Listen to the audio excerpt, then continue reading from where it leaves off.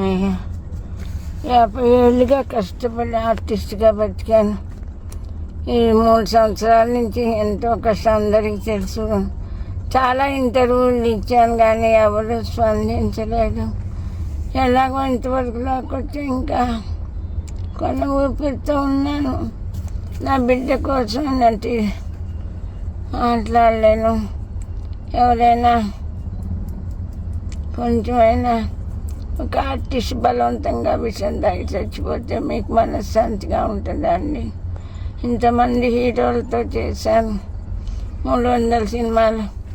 చిరంజీవి గారు, ప్రభాస్ గారు, మహేష్ బాబు గారు, జూనియర్ ఎన్టీఆర్ అందరు పెద్ద పెద్ద హీరోలతో చేసి ఆఖరికి ఆత్మహత్య చేసుకునే స్థితిలో ఉన్నాను.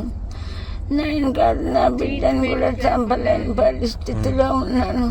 ట్రీట్మెంట్ చేయించుకోలేక అవస్థగా ఉన్నాను. ఎవరికి స్పందించే గుణం లేదా?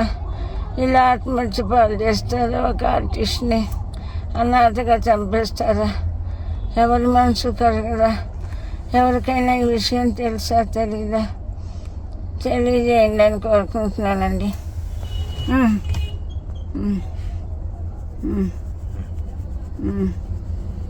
ఏం మాట్లాడాలో శక్తి లేదు నాకు.